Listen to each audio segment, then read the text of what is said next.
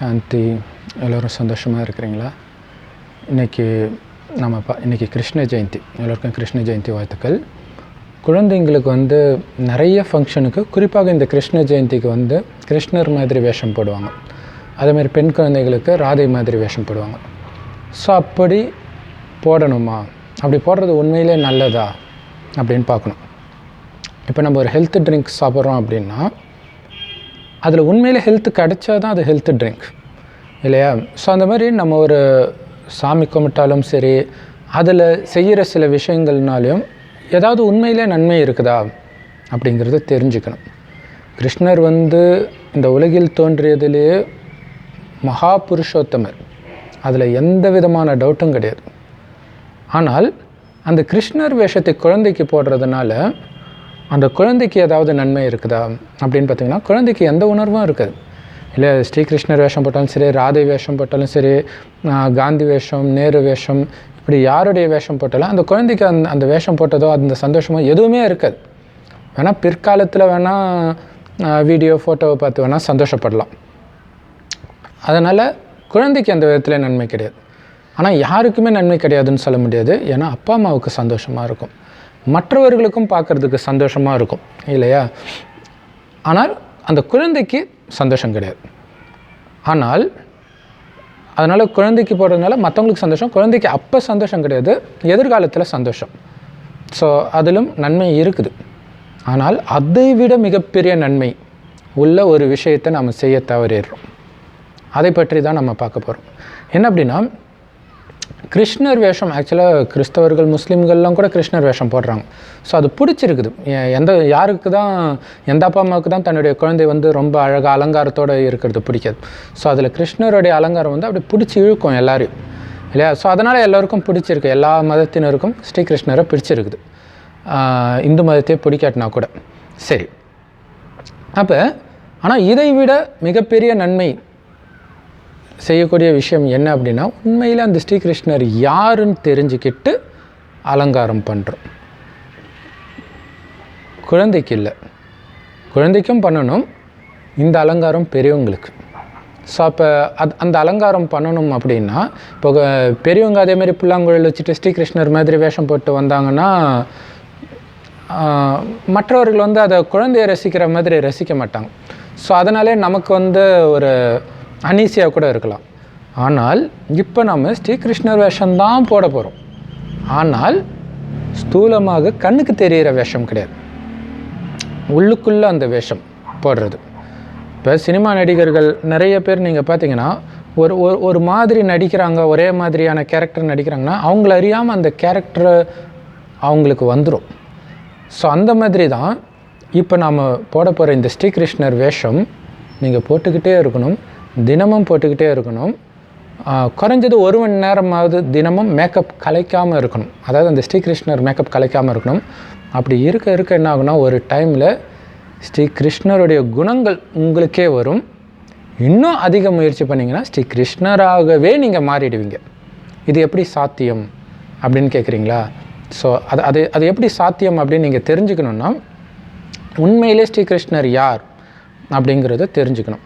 ஸ்ரீகிருஷ்ணர் இந்த உலகத்தில் தோன்றிய முதல் மனிதன் ஸ்ரீகிருஷ்ணர். ஸோ கிறிஸ்தவ தர்மத்தில் ஆதாம் அப்படின்னு சொல்கிறாங்க இல்லையா, அது உண்மையிலே ஸ்ரீகிருஷ்ணர் தான். ஆனால் அங்கே ஆதாம் சொல்லும்போது ஆதாம் மண்ணிலேருந்து வந்தார் அவ்வளோதானே தவிர அவர் ஒன்றும் அலங்காரம் பண்ணியிருக்கிறதாக பைபிளில் போடலை. ஆனால் அவர் உண்மையிலே பயங்கர அலங்காரத்தோடு தான் இருந்தார் ஸ்ரீகிருஷ்ணர். ஆனால் ஏன்னா இந்த உலகத்தை கடவுள் எப்படி படைக்கிறார்னா, சொர்க்கமாக படைக்கிறார். இந்த சொர்க்கத்தை தான் வைகுண்டம்னு நம்ம சொல்கிறோம். அந்த வைகுண்டத்தின் அதிபதி தான் ஸ்ரீகிருஷ்ணர், வைகுண்டவாசா அப்படின்னு சொல்கிறோம் இல்லையா? ஸோ அப்படித்தான் இந்த பூமி படைக்கப்படுது. இந்த உலகத்தில் படைக்கப்பட்ட முதல் உன்னதமான அதி உயர்ந்த மனிதர் அல்லது மகாபுருஷர் ஸ்ரீகிருஷ்ணர். நம்மள மாதிரியே மனிதன் தான், இருந்தாலும் அவரை தெய்வம்னு சொல்லுவோம். அவர் மட்டும் இல்லை, அவர் காலத்தில் வாழ்ந்த அத்தனை பேரும் தெய்வம் தான் சொல்லுவோம். ஏன் அப்படின்னா அவங்களுக்கு தெய்வீக குணங்கள் நிரம்பி இருக்கும். தெய்வீக குணங்கள்னால் நம்ம மனசுக்கு இனிமையான குணங்கள், அன்பு, அமைதி, தூய்மை, சக்தி, சுகம், பேரானந்தம், இதெல்லாம். இதில் நிரம்பி இருப்பாங்க அந்த மனிதர். ஸோ தெய்வீக குணங்கள் நிரம்பிய மனிதர்களைத்தான் தேவதைகள் அப்படின்னு சொல்கிறோம். ஸோ அப்படித்தான் நாம் எல்லாருமே இருந்தும் 5000 வருடத்துக்கு முன்பு இந்த பூமி அப்படித்தான் கடவுள் படைக்கிறார். சரி, அப்படியே முதலாக படைக்கப்பட்டவர் ஸ்ரீகிருஷ்ணர். அப்போ நமக்கு ஒன்று தோணும், முதலாகனா அப்போ என்ன மண்ணில் இருந்து படைச்சாரா பைபிளில் சொன்ன மாதிரி அப்படின்னு தோணும். உண்மைதான், மண்ணில் இருந்து தான் படைத்தார். அதாவது இந்த மண்ணிலேருந்து எடுத்து படைக்கலை. அது நம்ம சயின்டிஃபிக்காக போனீங்கன்னா அது உண்மையாகவும் இருக்கும். ஏன்னா மண்ணில் இருக்கிற அதே தான் நம்ம உடம்புலையும் இருக்கும், அதை வச்சு சொல்லலாம். பட் பைபிளில் சொன்ன மாதிரி அப்படி எடுத்து ஹூன்னு ஊதியெல்லாம் படைக்கலை.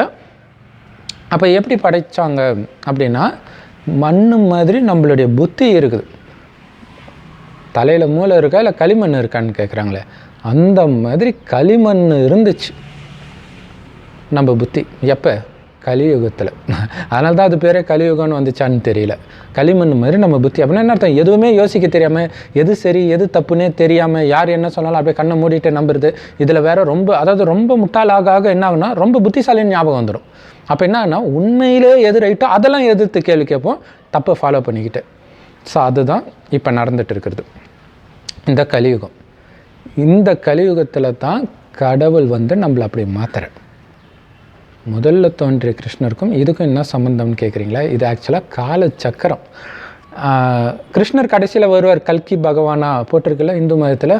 இயேசு 2ஆம் வருகை போட்டிருக்குல்ல, ஆக்சுவலாக இயேசுவை பற்றி அதில் போட்டது எல்லாமே கிருஷ்ணருடைய கதை தான். இயேசுவோடைய வாழ்க்கை வரலாறே கிடையாது பைபிளில் இருக்கிறது. சரி, இப்போ கிருஷ்ணர் தான் வரார். மீண்டும் எங்கேருந்து வரார்? கிருஷ்ணர் வரல. ஆக்சுவலாக இந்த கலியுகத்தில் இருக்கிற ஒருத்தர் தான் சொர்க்கத்தில் ஸ்ரீகிருஷ்ணராக மாறுறார். ஏன்னா இது 5000 வருட காலச்சக்கரம். இதில் முதல் பாதி சொர்க்கம், அடுத்த பாதி நரகம். நரகத்தின் இறுதியில் இருக்கிற மனிதர்களைத்தான் இறைவன் தேர்ந்தெடுத்து சொர்க்கத்துக்கு அனுப்புகிறார். இறைவனுக்கு வேண்டப்பட்டவர் வேண்டப்படாதவர் அப்படின்னு தேர்ந்தெடுக்கிறாரா? கிடையாது. அவர் ஒரு ஞானம் கொடுக்குறார். அந்த ஞானத்தை பக்காவாக யார் ஃபாலோ பண்ணுறாங்களோ அவங்கெல்லாம் சொர்க்கத்துக்கு வரலாம். அதை உதாசீனப்படுத்துகிறவங்க சொர்க்கத்துக்கு வர முடியாது. இது அநியாயமாக இருக்குல்ல? அது ஏன் அப்படின்னா, சொர்க்கத்தில் எப்படி இருப்பாங்க அப்படிங்கிறத இறைவன் வெளிப்படுத்துகிறார். அப்படிலாம் இருப்பாங்க, அந்த மாதிரி நீங்கள் மாறிட்டீங்கன்னா அங்கே வந்துடலாம் அப்படிங்கிறார். ஆக்சுவலாக நம்ம ஒரு அப்பா அம்மாவுக்கு பிறந்திருப்போம் இல்லையா? இப்போ இந்த ஜென்மத்தில் அந்த அப்பா அம்மாவுக்கு நீங்கள் பிறக்கிறதுக்கு உங்களை அறியாமலே முன் ஜென்மத்தில் சில காரியங்கள் பண்ணியிருப்பீங்க. இந்த அப்பா அம்மாவுடைய குணமும் உங்களுடைய குணமும் பிறக்கும்பொழுது ஒரே மாதிரி இருக்கும். இன்னும் கரெக்டாக சொல்லணும்னா, இந்த ஜென்மம் எடுக்கிறதுக்கு முந்தைய ஜென்மத்தில் இறந்தீங்க பாருங்கள், இறக்குற நேரத்தில் உங்களுடைய குணமும் இங்கே இருக்கிற அப்பா அல்லது அம்மா இவங்களுடைய குணமும் ஒன்றாக இருக்கும். ஸோ நிறைய பேர் சொல்லுவாங்க, இவன் அப்பா மாதிரியே இருக்கிறான்ப்பா. அதாவது முகத்தை சொல்லலை, குணத்தை சொல்கிறேன். அல்லது அம்மா மாதிரியே இருக்குது இந்த குணம். நமக்கே தெரியும் இந்த குணம்லாம் எங்கள் அம்மா குணம் இருக்குது. நம்ம என்ன நினச்சிக்கோம், அவங்கக்கிட்ட இருந்து வந்துச்சு நினைப்போம். இல்லை, அந்த குணம் நமக்கு ஏற்கனவே இருந்துச்சு. அந்த குணம் இருந்ததுனால தான் இவங்கக்கிட்ட நம்ம பிறக்கிறோம். ஆனால் இப்போ கலியுகம், எல்லாருமே ரொம்ப மோசமானவங்களாக தான் இருப்பாங்க. கொஞ்சம் கொஞ்சமாக நம்ம இறங்கிக்கிட்டே வரும். ஆக்சுவலாக பார்த்திங்கன்னா இந்த பூமி சொர்க்கமாக இருக்குது 5000 வருஷம் முன்னாடி. 2000 வருஷம் இந்த பூமி சொர்க்கமாக தான் இருக்கும். அடுத்த 2000 வருஷம் இது நரகமாக மாறுது. இப்போ என்னன்னா, சொர்க்கத்தில் நம்மளுடைய குணம் பக்காவாக இருக்கும், பயங்கரமாக இருக்கும். காமம், கோபம், பற்று, பேராசை, அகங்காரம்னா என்னென்ன தெரியாது. அதனாலே நம்ம எது நினச்சாலும் நடக்கும். ஏன்னா ஆத்மாவுக்கு அந்த சக்தி இருக்குது. ஸோ நமக்குள்ளே இந்த காமம், கோபம், பற்று, பேராசை, அகங்காரம் இல்லாட்டினாலே நம்ம எது நினச்சாலும் நடக்கும். அந்த சக்தி இயற்கையாகவே நமக்கு இருக்கும் அங்கே சொர்க்கத்தில். அதுக்கப்புறம் கொஞ்சம் கொஞ்சமாக அந்த சக்தியை இழக்கிறோம். ஏன் அப்படின்னா, வெளி உலக விஷயம் நம்மளை பிடிச்சி இழுக்குது. சொர்க்கத்தில் ஏன் வெளி உலக விஷயம் நம்மளை பிடிச்சி இழுக்கலை அப்படின்னா, வெளி உலகத்து விஷயத்தை பார்க்காமல் கேட்காமலே நம்ம பயங்கர ஆனந்த நிலையில் தான் எப்போவும் இருப்போம். ஏன்னா அழியக்கூடிய உடல்ன்ற உணர்வு இல்லாமல் இந்த உடலை இயக்கக்கூடிய ஆத்மா நான், அதாவது உயிர், அது பூர்வமத்தில் நட்சத்திரம் மாதிரி ஜொலிக்கிறனால தான் இங்கே போட்டு வைக்கிறோம். ஸோ அந்த ஆத்மா தான் நான்ற அந்த உணர்விலே இருப்பாங்க இயல்பாகவே. அது பயங்கர ஆனந்தத்தை கொடுக்கும். வெளியில் உள்ள எந்த பொருளும் எந்த நபரும் கொடுக்க முடியாத அளவுக்கு சந்தோஷத்தை ஆத்மான்ற அந்த உணர்வில் இருக்கும்போது நம்மளால் அனுபவிக்க முடியும் நிரந்தரமாக. ஸோ அப்படி இருக்கும். ஆனால் கொஞ்சம் கொஞ்சமாக அந்த சக்தி போய்கிட்டே இருக்கும் நாளுக்கு. ஸோ அப்போ 2500 வருஷம் அந்த சக்தி இருக்கும். 2500 வருஷம் கழிச்சு சக்தி போயிடும். சக்தி போகும்போது மறதியும் வரும். என்ன மறதி வரும்? நான் ஆத்மான்றதே மறந்துடும், உடம்புன்னு நினச்சிட்றோம். அப்போ உடல்னு நினைக்கும் பொழுது அதே நேரத்தில் ஆத்மான்றதும் மறந்துடுது. அதனால் ஆத்மா உணர்வில் வர்ற அந்த ஆனந்த நிலை கட்டாயிடும். அப்போ என்ன ஆகுது? ஆனந்தத்தை வெளியில் தேடுறோம். ஸோ புலன் இன்பத்தின் மூலமாக. அப்போ இன்னும் சக்தி அதிகமாக நம்மளை விட்டு போக ஆரம்பிச்சிடும். அப்போ தான் காமம், கோபம், பற்று, பேராசை, அகங்காரம் இதுக்கெல்லாம் அடிமையாகிறோம். ஸோ முழுக்க முழுக்க நம்மளுடைய சக்தி அடுத்த 2500 வருஷத்தில் போய் இந்த கலியுகத்தின் இறுதியில், அதாவது இப்போ நடக்கிற டைமில் சுத்தமான சக்தி கிடையாது. அதனால தான் எதுக்கு எடுத்தாலும் சண்டை, எங்கே பார்த்தாலும் கொலை, கற்பழிப்பு இதெல்லாம் நடக்கிறது காரணம் ஆத்ம சக்தி இழந்து கிடக்குது. எல்லாருக்குமே கொஞ்சம் முன்ன பின்ன இருக்குமே தவிர எல்லாருமே சக்தி இழந்து தான் இருக்கிறோம். ஆனால் இதே நிலைமையில் போயிடுச்சுன்னா ஆத்மா என்ன ஆகுறது? ஸோ இந்த ஆத்மாக்களை காப்பாற்றுறதுக்காக சிவபெருமான் வரார் அவருடைய இருப்பிடமாகிய பரந்தாமத்தை விட்டு.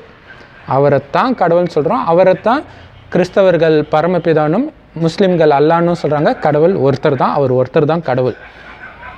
ஸோ அவர் நமக்கு இந்த ரகசியத்தை கொடுக்குறார். ஆரம்பத்தில் சொர்க்கமாக இருந்த அதே பூமி இன்றைக்கி நரகமாக ஆக்கிட்டீங்க. சொர்க்கத்தில் வாழ்ந்த அந்த தேவதைகளாக நீங்கள் தான் இருந்தீங்க.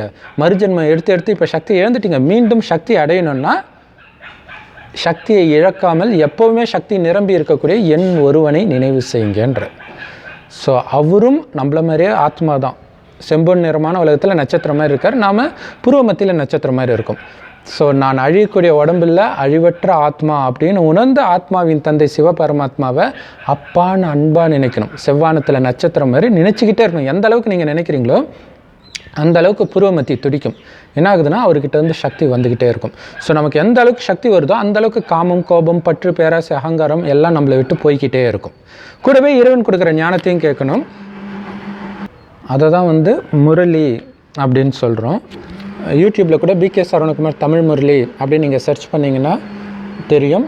இந்த டிஸ்கிரிப்ஷனில் கூட ஃபுல் முரளி அப்படின்னு லிங்க் இருக்கும். அல்லது இந்த நம்பருக்கு நீங்கள் எஸ்எம்எஸ் அனுப்புனீங்கன்னா கூட அந்த லிங்க் உங்களுக்கு அனுப்புகிறோம். +91 98 946 71743.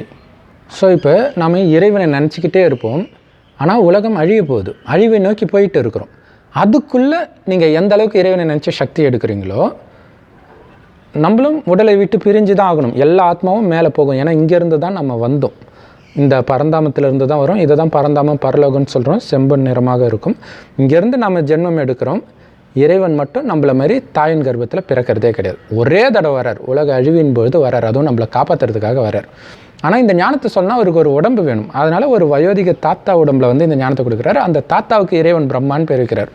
அந்த பிரம்மா தான் இந்த பூமி கலியுகம் அழிந்து சத்தியுகம் வரும்பொழுது ஸ்ரீகிருஷ்ணராக மீண்டும் பிறக்கிறார். ஆனால் வேதத்தில் தவறுதலாக ஸ்ரீகிருஷ்ணர் சத்தியுகத்தில் பிறக்கிறதுக்கு பதில் துவாபரயுகத்தில் பிறந்ததாக கொடுத்துருக்குறாங்க. ஆக்சுவலாக மகாபாரதம், ராமாயணம், குரான், பைபிள் இதில் எழுதப்பட்ட எதுவுமே யாருடைய வரலாறும் கிடையாது. வரலாறு வேறு, புராணம் வேறு, நடந்த விஷயமே கிடையாது. இந்த கடைசி 100 வருடம் இறைவன் நமக்கு ஞானத்தை கொடுத்து நமக்குள்ளே இருக்கிற அசுர குணத்தை அழிக்கிறத தான் அந்த அசுர குணத்தை அரக்கர்களாக காட்டிட்டாங்க. ஸோ நாம் அழித்த பிறகு தேவதையாக சொர்க்கத்தில் மாறுறோம். ஸோ அப்போ நமக்குள்ளே தான் தேவதை அசுரர்கள் இருக்கிறாங்களே, நமக்குள்ளே இருக்கிற அந்த அரக்கனை அழிக்கிறத தான் அங்கே என்ன பண்ணிட்டாங்க, 2 பேராக பிரித்து அசுரர்களும் தேவதைகளும் சண்டை போட்டாங்க அப்படின்னு காட்டிட்டாங்க. சரி, இப்போ நாம் இறைவனை நினைத்து எந்த அளவுக்கு ஆத்ம சக்தி நிரம்புதோ அந்த அளவுக்கு சொர்க்கத்தில் உயர்ந்த பதவி அடையலாம். அப்படி நம்பர் 1 உயர்ந்த பதவி எது அப்படின்னா அதுதான் ஸ்ரீகிருஷ்ணர். அவர் தான் கல்யாணமானவனே ஸ்ரீ நாராயணன் ஆகிறார். ஏன்னா அங்கேருந்து ராஜாராணி ஆட்சி மீண்டும் ஸ்டார்ட் ஆகும். ஸோ லக்ஷ்மி நாராயணன் தான் சொர்க்கத்தின் முதல் மகாராஜா மகாராணி. அதனால தான் சொர்க்கவாசல் திருப்பிழா இன்னைய வரைக்கும் பெருமாள் கோயிலில் கொண்டாடுறாங்க. ஸோ அப்படி யார் ஆகிறா அப்படின்னா ஆக்சுவலாக ஒரு நாராயணன் கிடையாது, 8 நாராயணன் இருப்பாங்க. அதாவது வம்சம், 1ஆம் பல்லவன் 2ஆம் பல்லவன்ற மாதிரி முதல் நாராயணன் 2ஆம் நாராயணன் அவங்க வம்சம். நாராயணனுக்கு பிறக்கிற குழந்தை 2வது, அவங்களுக்கு பிறக்கிற குழந்தை 3வது நாராயணன். இப்படி 8 லக்ஷ்மி 8 நாராயணன் இருப்பாங்க. சரி, இப்போ இந்த நாராயணனாக நீங்களும் மாறலாம். ஏன்னா நீங்கள் தான் அப்படி இருந்தீங்க. சொர்க்கத்தில் 33 கோடி தேவதை இருக்கிறாங்க. ஆனால் முயற்சி பண்ணால் ஒன்றுமே கஷ்டமே கிடையாது. ஜஸ்ட்டு இறைவனை நினைக்கணும், இறைவன் கொடுக்குற முரளி கேட்கணும், அவ்வளோதான். இதை நீங்கள் நினைவு செஞ்சுக்கிட்டே இருந்தீங்கன்னா நீங்கள் சொர்க்கத்தில் ஸ்ரீ நாராயணனாகவே ஆகலாம். ஸோ அப்போ நாராயணன் எப்படியெல்லாம் இருப்பார், எவ்வளோ அழகான பொண்ணு வந்தாலும் கொஞ்சம் கூட மனசில் சலனம் வராது. இப்போ கோயில் சாமி சிலை எல்லோரும் தான் போகிறாங்க, சாமி சலனப்படுதா? சரி, அது சிலை எப்படி சலனப்படும்னு சொல்லுவீங்க. ஆனால் அப்படித்தான் உயிரோடு இருக்கும்போதே அவங்க இருப்பாங்க. அந்த சிலையை பார்க்கும்போதே அந்த அன்பை ஃபீல் பண்ண முடியுது இல்லை, நல்ல பக்தி செய்கிறவங்களால. அப்படி தான் அவங்களுடைய கண்ணு ஃபுல்லாக அந்த அன்பு, அமைதி, தூய்மை இதுதான் இருக்கும், அந்த கருணை இதுதான் இருக்கும் சொர்க்கத்தில் உள்ள அத்தனை பேருக்கும். ஸோ அதில் அதிகமாக இருக்கிறது ஸ்ரீ நாராயணன் ஸ்ரீ லக்ஷ்மிக்கு. ஸோ நீங்கள் ஆணாக இருந்தீங்கன்னா ஸ்ரீ நாராயணனாக நினைக்கலாம், ஸ்ரீ லக்ஷ்மியாகவும் நினைக்கலாம், மாற்றி மாற்றி நினைக்கலாம். ஏன்னா ஆணாக பெண்ணாக மாறி மாறி தான் பிறப்போம். எல்லா பிறவியும் ஆணாகவே பிறந்துட மாட்டோம், எல்லா பிறவியும் பெண்ணாக பிறந்துட மாட்டோம். 2 பிறவிக்கு மேலே தொடர்ந்து ஒருத்தர் ஆணாகவோ அல்லது பெண்ணாகவோ இருக்க முடியாது அப்படின்னு கடவுள் சொல்கிறார். சரி, அப்போ ஸ்ரீ நாராயணன் நான் தான், அவருக்கு கொஞ்சம் கூட கோபம் வராது, அதே நேரத்தில் பற்றும் இருக்காது. உலகத்துக்கே அதிபதி, அவரை விட மிகப்பெரிய பணக்காரன் கிடையாது. இருந்தாலும் அப்போ பாருங்கள், அப்படி இருக்கிறாரு. இருந்தாலும் அந்த பணத்தின் மீது கொஞ்சம் கூட பற்று இருக்காது. பணமோ செல்வமோ அங்கே தங்க வைர வைடூரியம் கொட்டி கிடக்கும், கொஞ்சம் கூட பற்று இருக்காது. பற்று இருந்தால் அவங்க ஆனந்தமாக இருக்க முடியாது இல்லையா? ஸோ அங்கே இருக்கிற யாருக்குமே பற்று இருக்காது. அதில் நம்பர் 1 ஸ்ரீ நாராயணன். அப்போ நான் ஸ்ரீ நாராயணனாக இருக்கிறேன், நான் தான் இருந்தேன் அப்படின்னு நம்புங்க. ஏன்னா இந்த 5000 வருஷத்தில் நடந்ததே திரும்ப திரும்ப நடக்கும். அப்படின்னா 5000 வருஷம் முன்னாடி இதே நேரம் இதே வீடியோவை நீங்கள் பார்த்துருந்தா தான் இப்போ பார்ப்பீங்க. ஒவ்வொரு கல்பத்திலும் இந்த 5000 வருஷத்தை தான் ஒரு கல்பனும், ஒவ்வொரு கல்பத்திலும் இதே தான் நடக்கும். ஒவ்வொரு 5000 வருஷம் கழிச்சும் இந்த நாள் இதே தான் நீங்கள் பார்ப்பீங்க. அந்த அளவுக்கு துல்லியமாக நடந்ததே நடக்குது. ஒரு சிலர் வந்து குழந்தைத்தனமாக 5000 வருஷம் முன்னாடி மொபைல் கண்டுபிடிச்சிட்டாங்களா, நெட்டு கண்டுபிடிச்சிட்டாங்களா. நாங்கள் 5000 வருஷம் முன்னாடி இதே நாள் இதே 2020 தான் நடக்குது, அப்போ கண்டுபிடிச்சிருப்பாங்கல்ல. ஸோ இதுதான் நம்ம சொல்கிறது, ஸ்ரீ நாராயணனாகவே நான் இருக்கிறேன் அப்படின்ற உணர்வு. ஒன்று உங்களை ஆத்மானு வந்து பரமாத்மா நினைக்கணும். ஆனால் இது என்ன ஆத்மா? ஸ்ரீ நாராயணன் உடலில் இருந்த ஆத்மா. நான் தான் அப்படி இருந்தேன்னு முழுசாக நம்பினீங்கன்னா கண்டிப்பாக அது நீங்கள் அப்படி இருந்திருந்தால் உங்களுக்கு தானாகவே அந்த நம்பிக்கையும் வரும். ஆனால் இப்போ முயற்சி பண்ணணும். இப்போ முயற்சி பண்ணுற ஆதாரத்தில் தான் அடுத்த 5000 வருஷம் நீங்கள் பணக்கார குடும்பத்தில் பிறக்கிறது, ஏழை குடும்பத்தில் பிறக்கிறது எல்லாமே எந்த அளவுக்கு ஆத்மா தூய்மையாகுதோ அந்த அளவுக்கு உயர்ந்த குடும்பத்தில் பணக்கார குடும்பத்தில் பிறப்போம். நம்மளுடைய குணமும் பக்காவாக இருக்கும். அப்போ ஸ்ரீ நாராயணனுடைய குணம் எப்படி இருக்கும், ஸ்ரீ லக்ஷ்மியுடைய குணம் எப்படி இருக்கும்? அதாவது அந்த பிரஜைகள் எல்லோரும் திட்டத்திட்ட அப்பா அம்மா மாதிரி பார்ப்பாங்களாம் ராஜாராணியும் தங்களுடைய குழந்தை மாதிரி பார்ப்பாங்களாம் பிரஜைகளை. அப்போ எப்படி இருப்பாங்க யோசிச்சு பாருங்கள். ஸோ அதுதான் நான் சொன்னேன், ஸ்ரீ அல்லது ஸ்ரீ கிருஷ்ணர் நான் தான், பரிசுத்தமானவன் நான் தான் அப்படின்ற உணர்வை நீங்கள் எந்த அளவுக்கு எடுத்துகிட்டு வரீங்களோ அந்த அளவுக்கு நீங்கள் ஸ்ரீ கிருஷ்ணராகவே பிறப்பதற்கான வாய்ப்பு ரொம்ப ரொம்ப ரொம்ப அதிகம். இதோ நடக்க போகுது இல்லையா? இன்னும் ஒரு 20 வருடத்துக்குள்ளே இந்த பூமி சொர்க்கமாக மாறப்போகுது. அப்போ யோசிச்சு பாருங்கள், ரொம்ப அதிகம். இப்போ நீங்கள் எல்ஐசியில் பணம் போட்டால் கூட 20 வருஷம் வெயிட் பண்ணணும்ல, என்ன நம்பிக்கையில் அதுக்குள்ளேயே உலகம் அழியும். இருந்தாலும் நம்ம பணம் போடுறோம். ஆனால் இங்கே ஜஸ்ட்டு நீங்கள் இறைவனை நினைக்கணும். அது மட்டும் இல்லை, இப்போவே அந்த ஆனந்தத்தை, இப்போ எதுவும் இல்லாமலே அந்த ஆனந்தத்தை உங்களால் அனுபவிக்க முடியும். ஸோ இதையே சுவாரஸ்யமாக இப்படி கூட யோசிக்கலாம். எப்படி அப்படின்னா, உலகத்திலே மிகப்பெரிய அழகி, இது வரைக்கும் எந்த காலத்திலையும் எந்த நாட்டிலையும் தோன்றாத அளவுக்கு அழகு பொருந்திய ஒரு பெண். அந்த பெண்ணுக்கு மாப்பிள்ளை பார்க்கணும். ஆனால் அவளுக்கு ஈக்குவலான அழகுள்ள ஆண் இருக்க வாய்ப்பே கிடையாது. இருந்தாலும் பெண்ணுக்கு கல்யாணம் பண்ணி வைக்கணுமே, அதனால் மாப்பிள்ளை தேடணும். எங்கே? இந்த கலியுகத்தில் தான் தேட வேண்டியதாக இருக்குது. ஸோ அப்படி தேடுறதுக்காக அந்த பொண்ணுடைய அப்பா வரார். இன்னொன்று, அந்த பெண் மாதிரி மிகப்பெரிய பணக்காரியும் யாரும் கிடையாது. ஸோ அப்படிப்பட்ட பெண்ணுக்கு ஈக்குவலான ஸ்டேட்டஸ் உள்ள ஆணும் யாரும் கிடையாது. அவ்வளோ, அதாவது அவங்கக்கிட்ட இருக்கிற கோடியில் ஒரு பங்கு சொத்து கூட இங்கே இருக்கிற நம்பர் 1 பணக்காரனுக்கு கூட கிடையாது. இருந்தாலும் இங்கேருந்து தான் ஒரு மாப்பிள்ளையை பார்க்கணும். எப்படி பார்க்குறது? ஸோ உங்களுக்கு ஏற்கனவே தெரியும் நான் யாரை சொல்கிறேன் அப்படின்ட்டு இல்லையா? சொர்க்கத்தின் ஸ்ரீ லக்ஷ்மியை தான் சொல்கிறேன் இல்லையா? ஸ்ரீ நாராயணன் அழகாக இருந்தால் ஸ்ரீ லக்ஷ்மியும் பயங்கர அழகாக தான் இருப்பாங்க. ஸோ அப்போ இங்கேருந்து தான் பையன் பார்க்கணும். அப்போ எப்படி மாப்பிள்ளை பார்க்குறாரு அப்படின்னா, ஸ்ரீக்கு அதாவது குணத்துக்கும் அழகுக்கும் பணத்துக்கும் நிறைய தொடர்பு இருக்குது. பயங்கர அழகாக இருக்கிறவங்க பார்த்திங்கன்னா சின்ன வயசில் அந்த ஒரு 3rd ஸ்டாண்டர்ட்லேருந்து ஒரு 8th ஸ்டாண்டர்ட் வரைக்குமே பார்த்திங்கன்னா குணம் நல்லாயிருக்கும். அதுக்கப்புறம் வேணால் மற்றவங்களோட சேர்ந்து கொஞ்சம் கெட்டு போகலாம். அதாவது அதே வயசுள்ள மற்ற பசங்களுக்கும் அவங்களுக்கும் உள்ள குணம் பார்த்திங்கன்னா நல்ல டிஃப்ரென்ஸ் தெரியும். ஏன்னா அதுவே இறைவன் கொடுக்குற சொத்து தான், அழகும் சரி பணமும் சரி எல்லாமே சரி. அப்போ மகாலட்சுமிக்கு அந்தளவுக்கு குணமும் இருக்கும். எந்த அளவுக்கு அழகு இருக்கிறாங்களோ, எந்த அளவுக்கு பணக்காரியாக இருக்கிறாங்களோ அந்த அளவுக்கு குணமும் பக்காவாக இருக்கும். அந்த கண்ணிலே அன்பு தெரியும், அவ்வளோ பரிசுத்தம் தெரியும். ஸோ அப்படி இருக்கிறாங்க. ஆனால் இங்கே இருக்கிற பெண்கள் ராமாயணத்தில் சொல்லப்பட்ட சூர்பனகை அதெல்லாம் வேறு யாரும் இல்லை, இங்கே கலியுகத்தில் இருக்கிறவங்க தான். சூர்பனகை, ராவணன், இது எல்லாமே கலியுகத்தில். அந்த அளவுக்கு எல்லாருடைய கண்ணுலேயும் காமம் கோபம் இதுதான் இருக்குது, பற்று பேராசை அகங்காரம் இதுதான் இருக்குது. ஸோ இப்போ அந்த மகாலட்சுமியை கல்யாணம் பண்ணணுன்னா யார் பண்ண முடியும்? மகாலட்சுமிக்கு ஈக்குவலாக பணம் இப்போதைக்கு இருக்காது, ஆனால் குணம், அந்த குணம் இப்போ இருந்துச்சுன்னா கல்யாணம் பண்ணிக்கலாம். அப்போ அந்த குணத்தை தான் இறைவன் பார்க்குறாரு.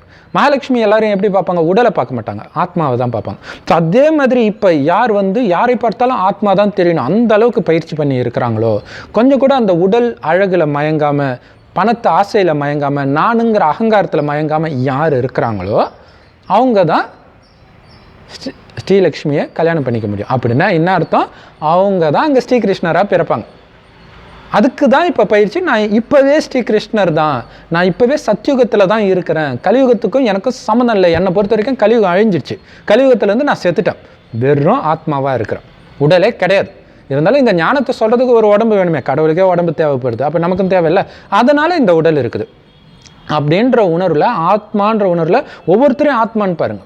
ஒரு நாள் ஃபுல்லாக எத்தனை பேரை நான் ஆத்மான்னு பார்த்தேன், எத்தனை தடவை ஆத்மான்றதை பார்க்க மறந்தேன், அதாவது பார்க்க மறந்தாலே நீங்கள் உடம்பை தான் பார்ப்பீங்க அப்படின்றத நீங்கள் மார்க்கு போடுங்க. அப்போ நைட்டு தூங்கும்போது பாருங்கள் எந்த மார்க் அதிகமாக இருக்குது, ஐயோ இவ்வளோ ஃபெயில் ஆகிட்டேனா, அடுத்த நாள் இன்னும் பக்காவாக்குங்க. ஸோ இந்த மாதிரி நம்ம கவனம் கொடுத்துக்கிட்டே இருக்கணும். ஸோ நான் சொன்ன மாதிரியே இன்னொன்றும் பார்த்துக்கலாம் இல்லையா? நாராயணனை கல்யாணம் பண்ணுறதுக்கு இங்கேருந்து பொண்ணு எடுக்கிறார் கடவுள். ஸோ நாராயணனுக்கு ஈக்குவலாக அழகான பெண் இங்கே யாரும் கிடையாது, நாராயணனுக்கு ஈக்குவலாக பணக்கார பெண் இங்கே யாரும் கிடையாது. ஸோ அப்போ அந்த குணம் மாறணும். ஸோ அந்த குணம் எப்படி மாறுறது? இறைவன் சொல்கிறது அப்படியே கேட்க கேட்க நீங்கள் மாறிடுவீங்க. அந்த முரளி, அதில் தான் எல்லாமே இருக்குது. ஆக்சுவலாக முரளி அப்படின்னாலே புல்லாங்குழல் ஓசைன்னு அர்த்தம். இதை சிவபெருமான் கொடுக்குறார். ஆனால் அங்கே என்ன பண்ணிட்டாங்க, சிவபெருமானுடைய மகிமையத்துக்கு ஸ்ரீகிருஷ்ணருக்கு போட்டுட்டாங்க. ஸ்ரீகிருஷ்ணர் புல்லாங்குழல் ஓதுனார், எல்லாரும் மயங்கி கிடந்தாங்க. ஆக்சுவலாக பரமாத்மா சிவனுக்கு தான் பரமாத்மா பேரே. ஆனால் நம்ம கிருஷ்ண பரமாத்மான்னு சொல்லிட்டோம். உண்மையிலே சிவ பரமாத்மா ஏன்? அவர் தான் ஆத்மாவாகவே இருக்கிறார், அவர் தான் உடலை எடுக்காதவர், அதனால தான் சதாசிவம்னு சொல்கிறோம். கிருஷ்ணர் தான் உடல் எடுக்கிறாரு இல்லையா? ஸோ அந்த பரமாத்மாவுடைய இந்த ஞானம் நமக்கு புல்லாங்குழல் ஓசை மாதிரி இருக்குது, நம்மளை அப்படியே மயக்கி மாற்றுது நம்மளுடைய குணத்தை. ஸோ அதில் மயங்கி கிடக்கிறது ஆத்மாக்களாகிய நாம தான் அந்த கோபிகைகள். ஸ்ரீகிருஷ்ணர் சிவபெருமான் அவருடைய வார்த்தையை கேட்டு நம்ம மயங்கி கிடக்கிறோம். ஸோ இதை நம்ம ஏற்கனவே ஃபஸ்ட்டு வீடியோவில் போட்டிருக்கிறோம், ஒரு 4 நாள் முன்னாடி. பெண்கள் குளிப்பதை ஸ்ரீகிருஷ்ணர் ஏன் பார்த்தார் அப்படின்றது. ஸோ அதை அவசியம் பாருங்கள், அந்த வீடியோ பார்க்கல அப்படின்னா. இதில் என்னென்னா, இப்போ நாம் சிவனுக்கு குழந்தைங்க எல்லாருமே. ஆனால் அதாவது கிருஷ்ணராக ஆக போகிறவங்களும் இப்போ குழந்தை தான், ராதையாக பிறக்க போகிறவங்களும் இப்போ சிவனுக்கு குழந்தை தான். ஸோ அப்போ இந்த ஒரு ஜென்மம் மட்டும் நம்ம ஏன்னா இப்போ தான் இறைவன் நேரடியாக நமக்கு இந்த ஞானத்தை கொடுக்குறார். ஸோ அப்போ எல்லாருமே சிவனுடைய குழந்தைன்னா நமக்குள்ளே என்ன உறவு? கணவன் மனைவியாக இருந்தால் கூட அண்ணன் தங்கச்சி தான் உறவு. இப்போ அப்படி இருந்தால் தான் உங்களால் காமத்தை வெல்ல முடியும்.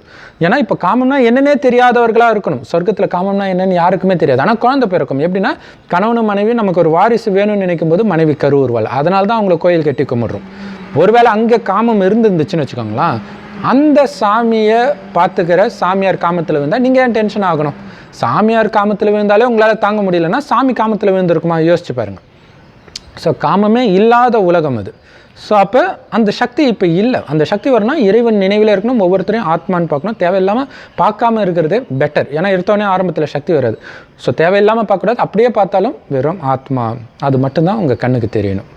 இப்போ நாம் சிவபெருமான் மட்டும்தான் நமக்கு எல்லாமே, அப்பா அம்மா கணவன் மனைவி குழந்தை எல்லாமே. ஏன்னா ஆத்மா இல்லையா? சிவன் மனைவியாக இருந்தால் சிவனை பார்த்து யாருக்கும் காமம் வராது இல்லையா? சிவன் எப்போவுமே இருக்க போகிறார். அதனால் நம்ம அவர் அழிஞ்சிடுவாரோ அப்படின்னு பயப்படக்கூட மாட்டோம். எல்லாமே நமக்கு கொடுக்குறவர், நம்மக்கிட்ட அவர் எதுவுமே எதிர்பார்க்கல.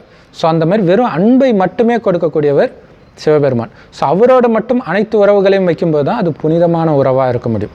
ஸோ அப்படி புனிதமாக எல்லா உறவையும் நம்ம மாற்றும்போது அந்த புனிதமான உறவுகள் சொர்க்கத்தில் நமக்கு கிடைக்கும். இப்போ சிவபெருமான் தான் நமக்கு எல்லா உறவும். குறிப்பாக எப்படி ஒரு மனைவி கணவனையே நினச்சிட்டு இருப்பாளோ அந்த மாதிரி நாம் நினைக்கிறோம். ஏன்னா காமத்தை வெல்வதற்கு இதை விட சிறந்த யுக்தி கிடையாது. கடவுளை கணவனாக நினைக்கும் பொழுது மட்டும்தான். ஸோ கடவுளை பொறுத்த வரைக்கும், அதாவது கடவுள்கிட்ட நம்ம வைக்கிற உறவை பார்க்கும்போது நம்ம எல்லாருமே பெண்கள்.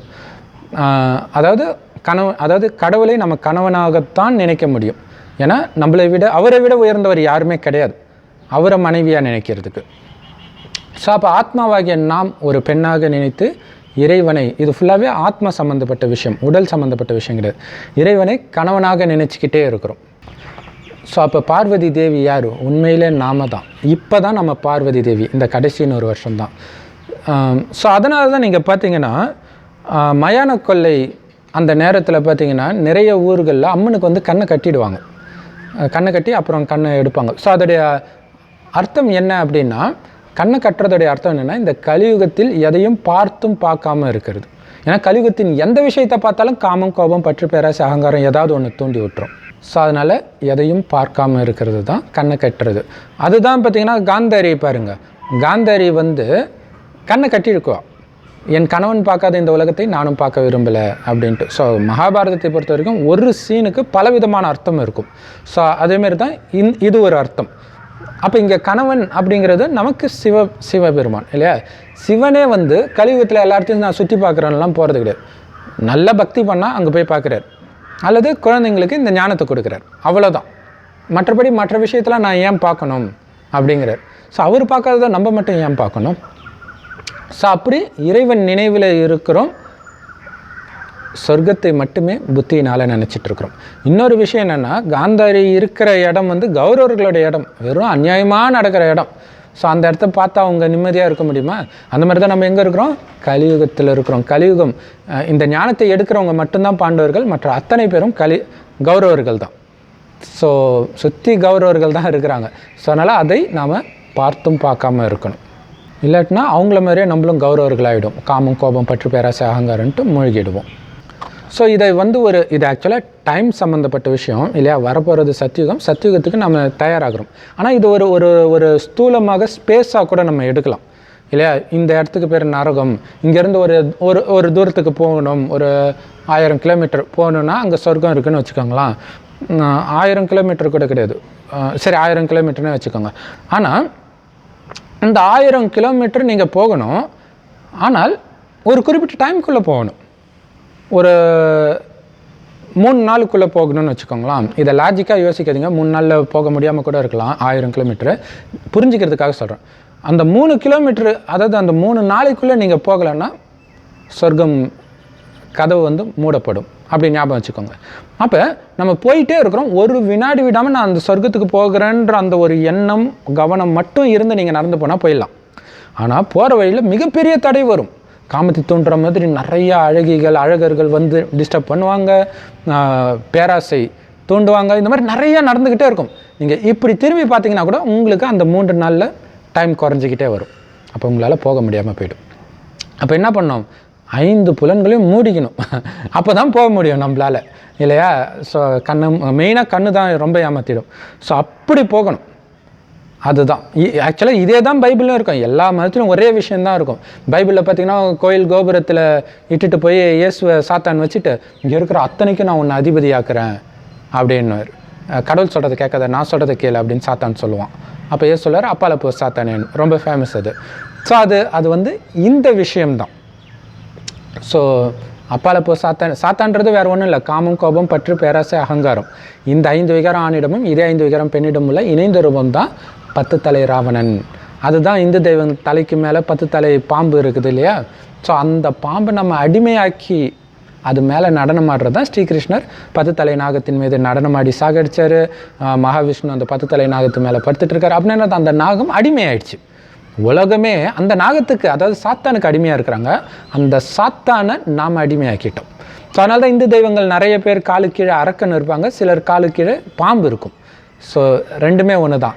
இந்த மாயா அல்லது சாத்தான் அல்லது ராவணன் 3மே இந்த 5 விகாரத்தை தான் குறிக்குது. வழக்கமாக ஸ்தூலமான விஷயத்தில் வந்து பார்த்திங்கன்னா, பொண்ணை பெற்றவங்க ஒருத்தங்க, பையனை பெற்றவங்க வேறு ஒருத்தங்க இருப்பாங்க கல்யாணம் பண்ணிக்கணுன்னா. ஆனால் இங்கே நாராயணனுக்கு அப்பாவும் சிவபெருமான் தான், லக்ஷ்மிக்கு அப்பாவும் சிவபெருமான் தான். சொர்க்கத்தில் வேறு ஒரு அப்பா இருப்பாங்க, சும்மா ஒரு நிமித்தமாக. ஆனால் அவங்கள தயார்படுத்துறது இங்கே, அதுக்கு முந்தைய யுகத்தில். இதுக்கு பேர் சங்கம் யுகம்னு, இறைவனும் குழந்தைகளும் சந்திக்கிற யுகம். ஸோ இங்கே இந்த ஞானத்தை கேட்குற ஒருத்தர் தான் ஸ்ரீகிருஷ்ணராகவும் பிறக்க போகிறாங்க. இந்த ஞானத்தை கேட்குற இன்னொருத்தர் தான் ராதையாகவும் பிறக்க போகிறாங்க. ஸோ இப்போதைக்கு சகோதரன் சகோதரி உறவு தான் யாராக இருந்தாலும் இல்லையா? ஆனால் சொர்க்கத்தில் ஸ்ரீகிருஷ்ணரை இங்கே தயார்படுத்துகிறார், சொல்கிறார். அங்கே மகாலட்சுமி என்னை கல்யாணம் பண்ணிக்கணும்னா அதுக்கு ஈக்குவலாக நீங்கள் இருக்கணும். ஸ்ரீ நாராயணன் நீ கல்யாணம் பண்ணிங்கன்னா அதுக்கு ஈக்குவலான குணம் உனக்கு இப்போ இருக்கணும் அப்படின்னு இறைவன் சொல்கிறார். ஓம் சாந்தி. தேங்க்ஸ் ஃபார் வாட்சிங்.